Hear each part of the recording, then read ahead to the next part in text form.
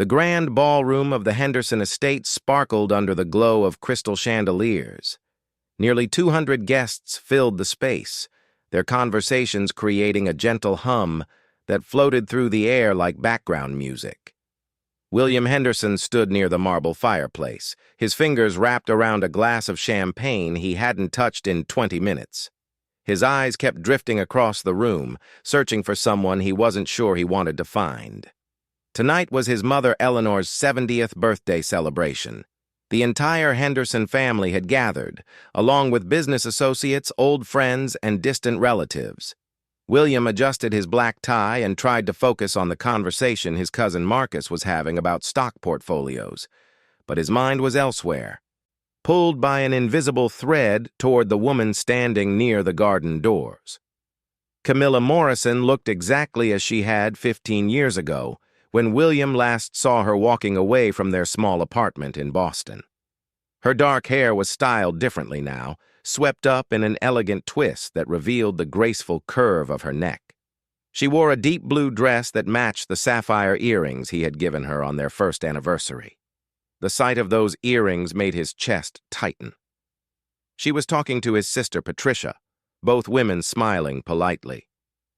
But William knew Camilla well enough to recognize the tension in her shoulders, the way her fingers played with the stem of her wine glass when she was nervous.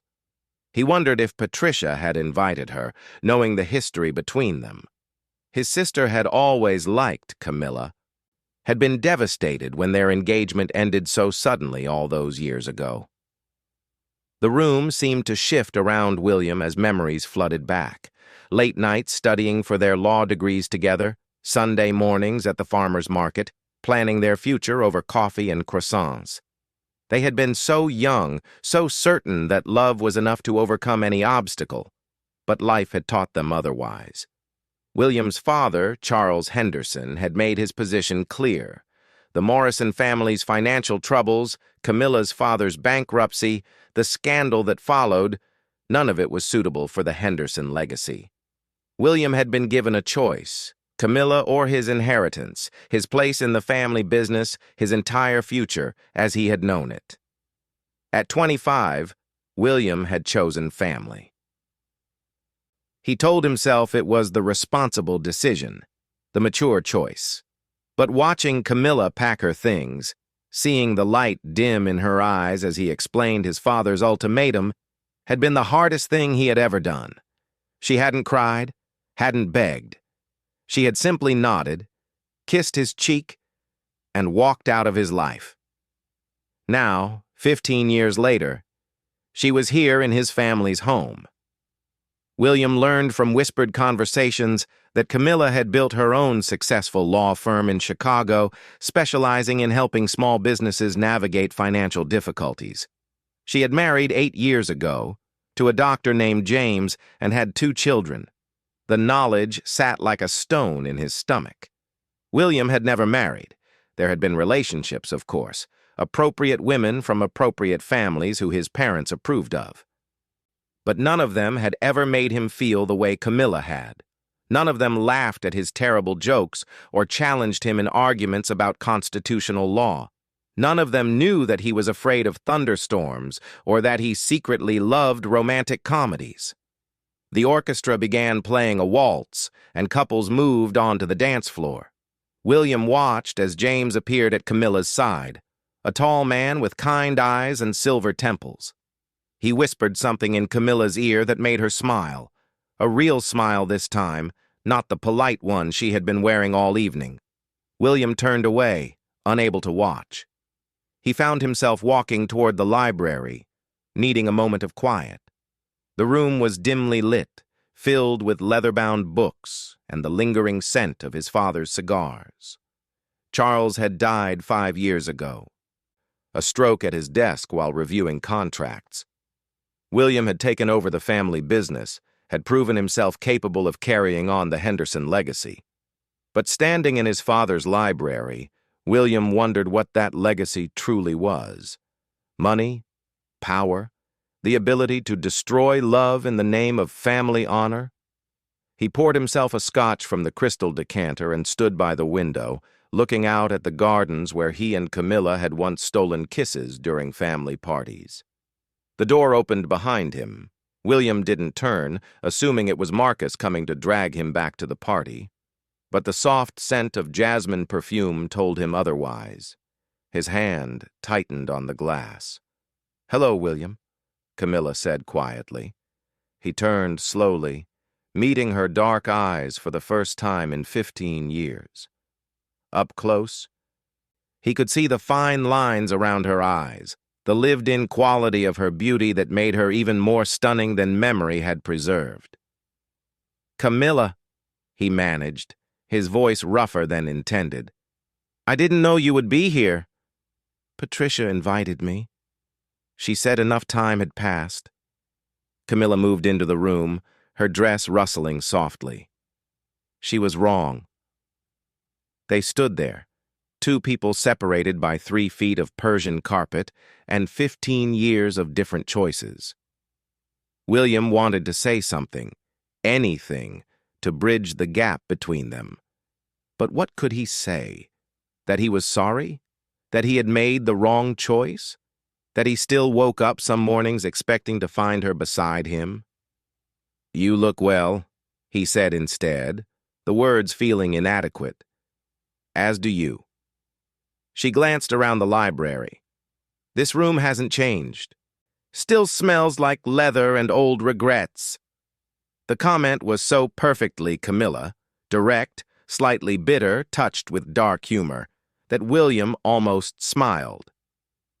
"Some things never change, and some things do." She touched her wedding ring unconsciously. "I should get back. James will be wondering where I am." "Of course." William set down his glass, his hands suddenly restless. "Camilla, Don't." She held up a hand. "Please don't, William.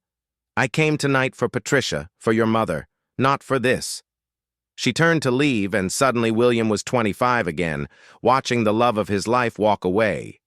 But this time, something inside him refused to stay silent.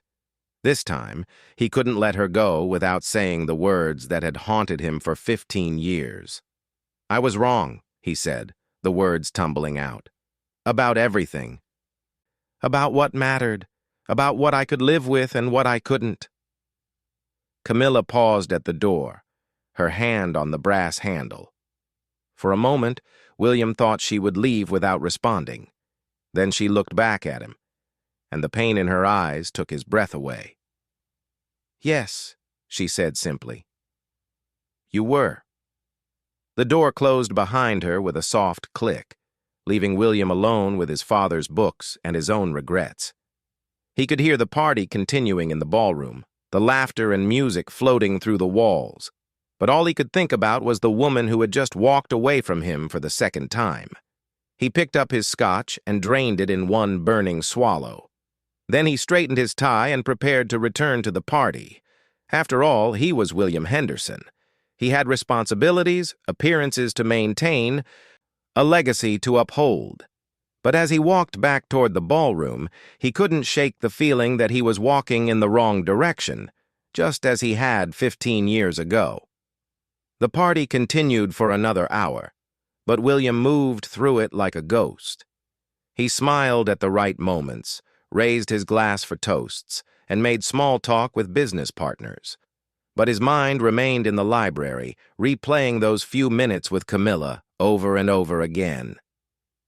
The jasmine scent of her perfume seemed to linger in the air around him, a phantom reminder of what he had lost. He watched her from across the room, noting how she stayed close to James, how her husband's hand rested protectively on the small of her back. They looked good together, William admitted painfully. James was attentive without being possessive, making sure Camilla's wine glass was never empty, introducing her to people she hadn't met. He was everything William should have been, but hadn't had the courage to be. Eleanor Henderson, the birthday celebrant herself, made her way through the crowd with surprising energy for a 70-year-old woman. She stopped to speak with Camilla, and William saw his mother take both of Camilla's hands in hers. Eleanor had always loved Camilla, had been furious with Charles when he issued his ultimatum. For weeks after Camilla left, Eleanor had refused to speak to her husband, the longest Cold War in their 50-year marriage. William's sister Patricia appeared at his elbow, holding a fresh glass of champagne. "You look like you need this more than I do," she said, pressing the glass into his hand. "I'm fine," William replied automatically. "No, you're not." Patricia's voice was gentle but firm. "I saw you follow her to the library. I'm sorry, Will. I thought after all this time." "You thought what? That it would be easy to see her happy with someone else? That 15 years would be enough to forget?" William's voice was sharper than he intended. Patricia sighed. "I thought you needed closure. You've been stuck, Will. Ever since she left, you've been going through the motions of living without actually being alive. I hoped seeing her again might help you move forward. Or it could just confirm what I've always known," William said quietly, "that I made the biggest mistake of my life." They stood in silence, watching as Eleanor led a toast to family and friendship. Camilla raised her glass with everyone else, but William noticed she didn't drink. Her eyes swept the room and found his for just a moment before looking away. The evening began winding down around 11. Guests started making their farewells, and William found himself stationed near the entrance, playing the dutiful son and host. He shook hands, kissed cheeks, and thanked people for coming, all while aware of Camilla's presence like a compass needle pointing north. She and James were among the last to leave. William steeled himself as they approached, James helping Camilla with her wrap. Up close, William could see that James was older than he had first appeared, probably in his early 50s. There was a steadiness about him, a quiet confidence that spoke of a man comfortable in his own skin. "Thank you for having us," James said, extending his hand to William. "Your mother is a remarkable woman." "She is," William agreed, shaking the offered hand.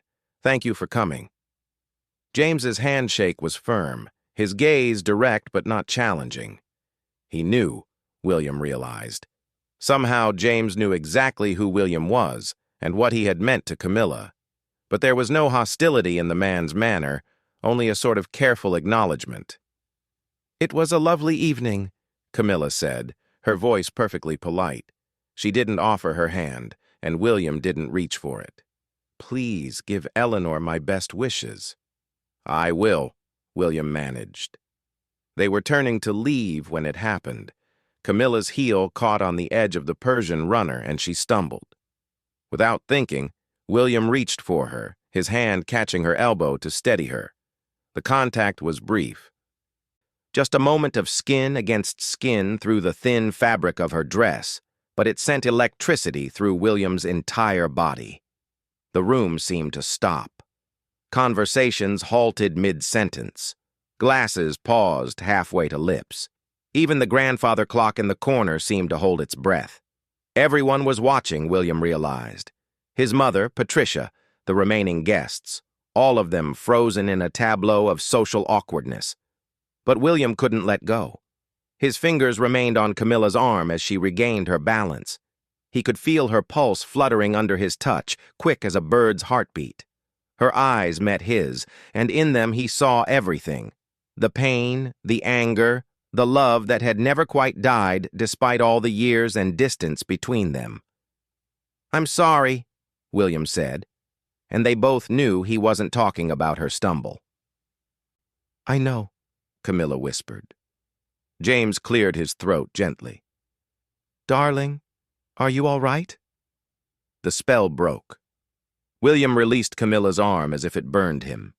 She stepped back, smoothing her dress with hands that trembled slightly. "Yes, I'm fine. Thank you, William." She spoke his name like a goodbye. William watched them leave, James's arm around Camilla's waist, protective and possessive in a way that was entirely justified. The remaining guests slowly returned to their conversations, pretending they hadn't witnessed the moment of raw emotion between William and his former fiancée. Eleanor appeared at William's side, her lined face full of sympathy. "Oh, my dear boy," she said softly. "I'm all right, Mother." "No, you're not." "You haven't been all right since the day your father drove that girl away." Eleanor's voice held 15 years of suppressed anger. "Charles was a fool, and he made you one too." "Mother!" "She was the best thing that ever happened to you, William. And you let him take her away because of money, because of reputation, because of things that don't matter one bit when you're lying on your deathbed." William looked at his mother in surprise. Eleanor rarely spoke so frankly about family matters, especially about Charles. "Do you know what your father said to me before he died?" Eleanor continued, her voice dropping to a whisper. "He said he had many regrets, but the biggest was what he did to you and Camilla. He saw how it changed you, how it dimmed your light. But by then, it was too late. She had moved on, built a new life, and you just stopped trying to be happy." The words hit William like physical blows. All these years he had told himself he was honoring his father's memory by maintaining the family business, by living up to the Henderson name. But perhaps he had just been hiding behind duty and tradition, afraid to admit how badly he had failed at the one thing that truly mattered. The ballroom was nearly empty now. The orchestra was packing up their instruments, and the catering staff moved quietly around the edges of the room, beginning the cleanup process. Patricia was helping Eleanor gather birthday gifts, and Marcus was settling final details with the event coordinator. William walked back to the library, needing the solitude. He poured another scotch but didn't drink it. Just held the glass and stared at the spot where Camilla had stood an hour ago. He could still see her there if he closed his eyes, could hear her voice saying, "Yes, you were," with such finality. His phone buzzed in his pocket, a text from an unknown number. "It was harder than I thought it would be. C." William stared at the message, his heart racing. She still had his number. After all these years, she had kept it. His fingers hovered over the keyboard, 1,000 responses fighting to be typed. But what could he say in a text message that would undo 15 years of regret? Finally, he typed, "For me too. I meant what I said. Every word." He hit send before he could reconsider. The message showed as delivered, then read. 3 dots appeared, indicating she was typing. They disappeared. Appeared again, disappeared. No response came. William waited another 10 minutes, then pocketed his phone. He couldn't blame her for not responding. What was there to say, really? She had a husband, children, a life built on the ashes of what they had once been. He had no right to disturb that, no matter how much he wished things were different. He left the library and found Patricia in the kitchen, supervising the boxing up of leftover food for donation. "I need you to do something for me," he said without preamble. Patricia looked at his face and set down the clipboard she was holding. "What is it?" "I need you to tell me everything. About Camilla. About her life now. About how she really is. Not the polite version she showed tonight." "Will, please, Trish, I need to know." Patricia studied him for a long moment, then nodded. "All right, but not here. Come to my house tomorrow. We'll talk." William nodded, grateful. He helped with the final cleanup tasks, said goodnight to his mother, and finally left the estate just after midnight. As he drove through the quiet streets, he thought about choices and consequences, about the man he had been at 25 and the man he was now at 40. The radio played softly, and suddenly Etta James's voice filled the car, singing "At Last." It had been their song, his and Camilla's. They had danced to it in their tiny apartment, barefoot on the hardwood floor, planning a future that would never come to pass. William pulled over to the side of the road, unable to see through the sudden blur of tears.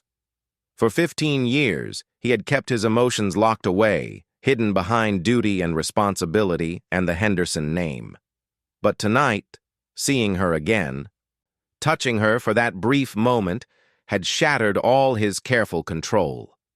He sat there in his car on the side of a dark road and finally allowed himself to grieve for what he had lost, for the life he had thrown away, for the woman who had loved him enough to let him go when he was too weak to hold on.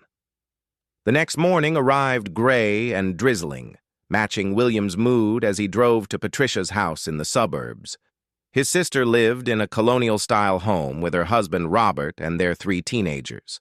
The house always smelled like fresh coffee and whatever Patricia was baking, a warmth that made William painfully aware of his own empty penthouse apartment. Patricia met him at the door wearing jeans and an old college sweatshirt, her hair pulled back in a messy bun. "You look terrible," she said, but her voice was kind. "Didn't sleep much," William admitted. She led him to the kitchen where coffee was already brewing. Robert was at his weekend golf game, and the kids were still asleep. They sat at the worn wooden table where Patricia's family shared their meals, and William wrapped his hands around a mug of coffee, grateful for its warmth. "So," Patricia began, "what do you want to know?" "Everything. Start from when she left Boston." Patricia sighed. "The first year was rough for her, Will. Really rough. She moved back to Chicago, stayed with her aunt while she studied for the bar exam. Did you know she almost called you a dozen times? Her aunt told me later that she would pick up the phone, dial your number, then hang up before it could ring." William's chest tightened. "I changed my number." Father insisted. "I know." Patricia's look was sympathetic but not forgiving. She found out when she finally got the courage to call. That's when she knew it was really over. Patricia continued the story. How Camilla had thrown herself into building her career, working 18-hour days at a legal aid clinic while taking on private clients in the evenings. How she had slowly built a reputation as a fierce advocate for small business owners, particularly those facing bankruptcy or hostile takeovers. She met James 5 years after she left Boston, Patricia said, at a medical charity gala. He was a widower, had lost his wife to cancer 2 years before. They bonded over their shared grief. He had lost his wife and she had lost, well, you. "She was grieving me?" William asked, his voice rough. "Will, she loved you. Really loved you. The kind of love people write songs about. You don't just get over that because someone tells you to." Patricia refilled their coffee cups. James was patient with her. "He knew about you from the start, knew he was competing with a ghost, but he was steady and kind, and he was there. Eventually, she let him in." William learned about their wedding. Small, intimate, nothing like the grand affair he and Camilla had once planned. About their children, Sophie, now 6, and Daniel, 4. About the house in Lincoln Park with the big backyard and the rescue dog named Fitzgerald, after her favorite author. "Is she happy?" William asked, though the answer terrified him. Patricia considered the question carefully. "She's content. She loves her children fiercely. She and James have a good partnership. But Will, I've seen her really happy. I saw her with you. And what she has now isn't that. It's a different kind of life, a quieter one. But I don't think she's ever burned as bright as she did when she was with you." They sat in silence for a moment before Patricia spoke again. "Can I ask you something?" William nodded. "What would you do if she were free? If James wasn't in the picture? If it were possible? What would you do?" "I'd spend the rest of my life trying to make up for the past 15 years, William answered without hesitation. "I'd sell the company if she asked me to. I'd move to Chicago or anywhere else she wanted. I'd do what I should have done then, choose her. Even now, even knowing she has children with another man. Her children would be part of her.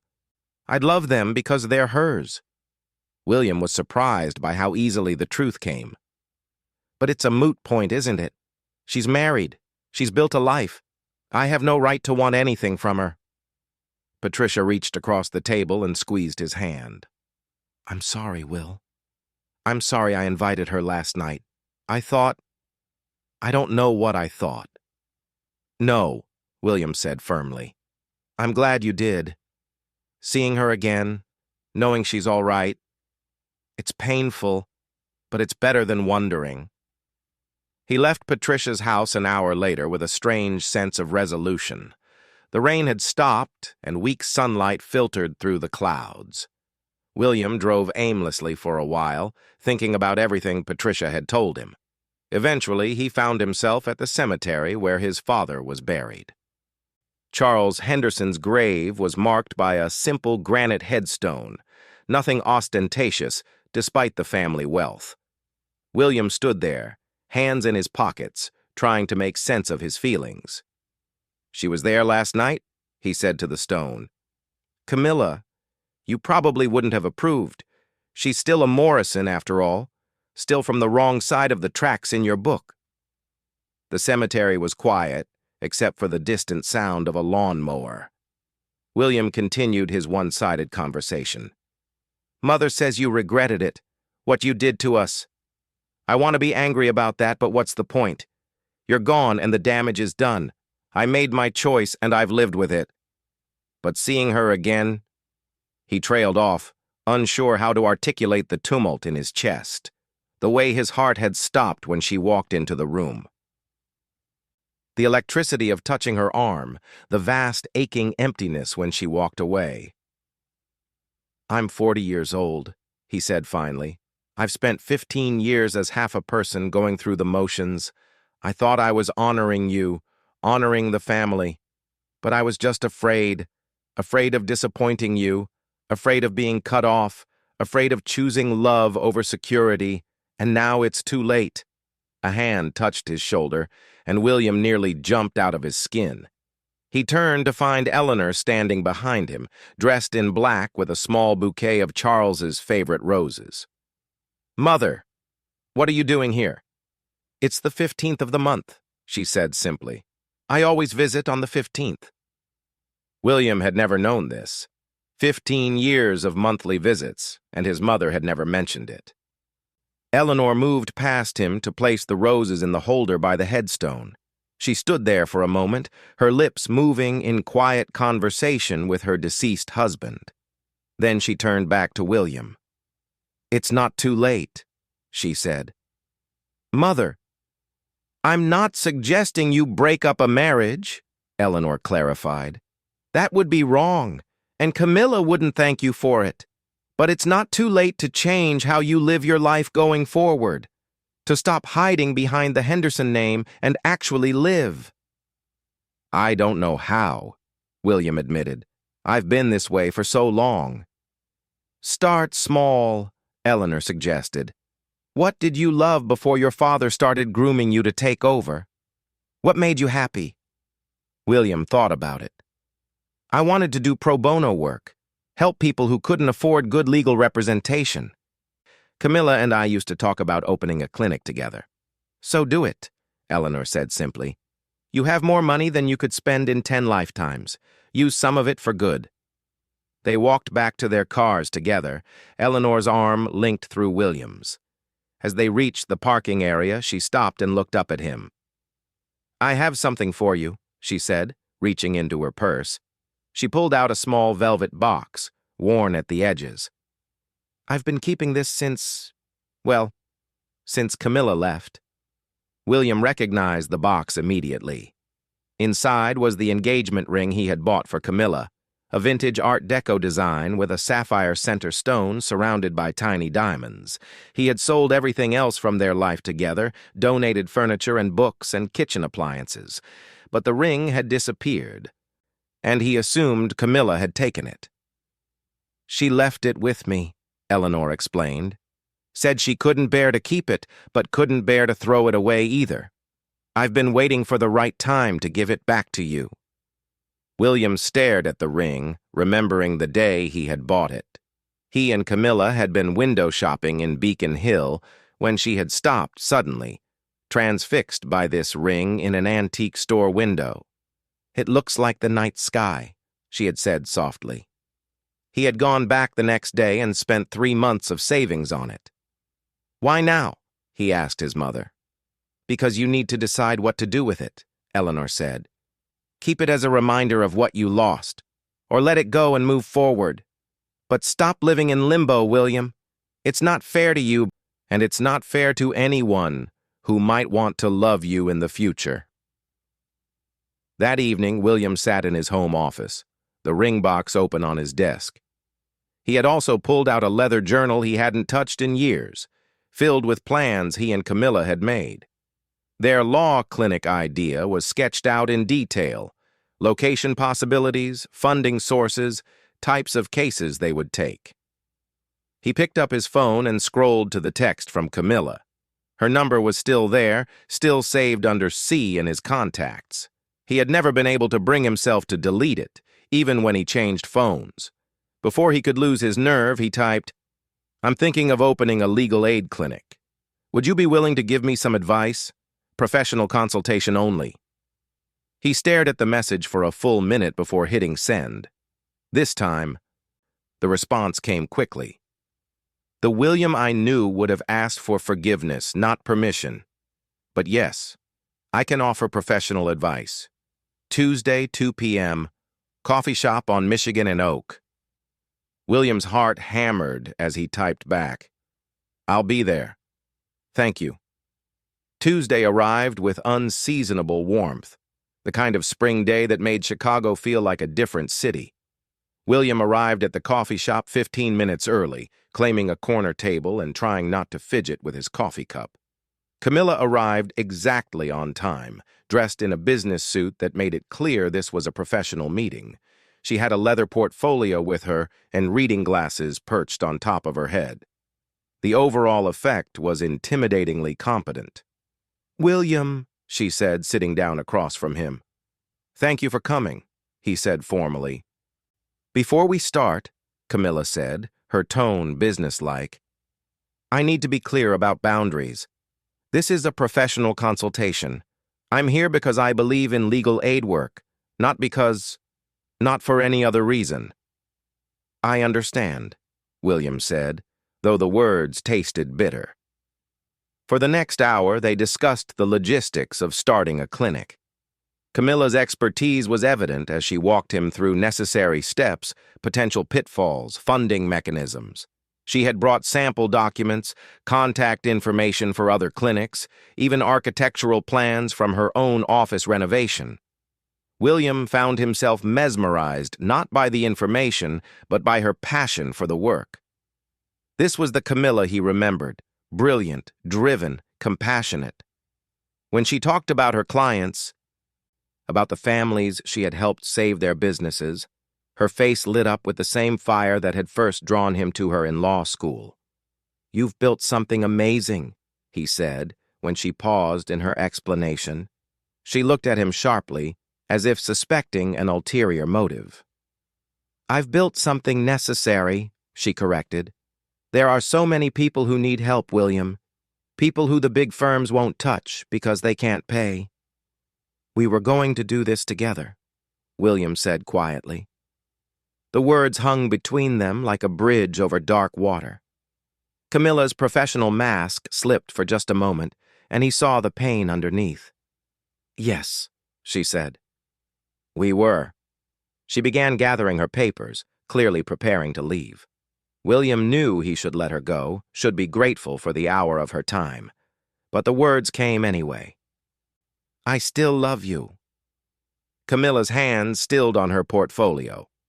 The coffee shop continued its bustle around them, the hiss of the espresso machine, the chatter of other patrons, the clink of cups and saucers. But their table might as well have been on another planet. "Don't," she whispered. "Please don't."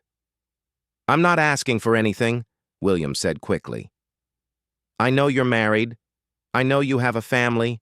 I respect that. But I needed to say it. Just once. I needed you to know that 15 years hasn't changed how I feel. If anything, seeing who you've become, the strength and grace with which you've built your life. I love you more now than I did then." Camilla's eyes filled with tears she refused to let fall. "What do you want me to say to that, William? What possible response could I give that wouldn't hurt everyone involved?" "I don't want you to say anything," William said. "I just wanted you to know. In case it matters at all." She stood abruptly, clutching her portfolio like a shield. "I have to go. James is picking up the kids today and I need to—" "Of course." William stood as well. "Thank you for your help. With the clinic." Camilla looked at him for a long moment, and in her eyes he saw everything. The love that still existed despite the years and pain, the life they might have had, the impossibility of their situation now. "Be happy, William," she said finally. "Build your clinic. Help people. Find someone who can love you without reservation, without history. Be happy." She walked out of the coffee shop, leaving William standing by their table. He watched through the window as she hailed a cab, watched until it disappeared into the river of Chicago traffic. He sat back down and pulled out his phone, opening a new note. At the top, he typed, "Henderson Legal Aid Clinic, in memory of Charles Henderson." It felt right somehow. A way to honor his father while also moving beyond the limitations Charles had imposed.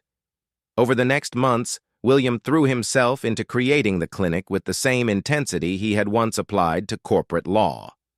He hired young, passionate attorneys who reminded him of himself and Camilla in their idealistic days. He found a building in a neighborhood that needed their services, renovated it with warmth and dignity in mind. Patricia helped with the planning, and Eleanor became the clinic's most enthusiastic supporter, hosting fundraising events and charming donors. The Henderson name, which had once been used to separate him from Camilla, now became a tool for good. The clinic opened on a rainy Tuesday in September. William stood in the reception area, watching as their first clients arrived. A family facing eviction, a small business owner dealing with predatory lending, a grandmother seeking custody of her grandchildren. Among the flowers and cards congratulating the clinic on its opening was a simple white envelope with his name written in familiar handwriting. Inside was a single sheet of paper. "I'm proud of you. This is who you were meant to be. C." William tucked the note into his wallet where it would remain. He looked around at the clinic, at the attorneys already hard at work, at the clients who needed their help. It wasn't the life he had planned at 25. Camilla wasn't there beside him as they had dreamed. But it was a life with purpose, with meaning, with the potential for redemption. The front door opened, and a young couple walked in hesitantly. They looked scared, overwhelmed, holding hands tightly as they approached the reception desk. William moved forward to greet them, to offer help, to be the person he should have been all along. The moment when he had reached for Camilla at his mother's birthday party had changed everything. Not in the way of fairy tales, with happily ever after and love conquering all. But it had awakened something in him that 15 years of sleepwalking through life had nearly killed. It had reminded him that some mistakes, while they cannot be undone, can at least be learned from. And sometimes, that has to be enough.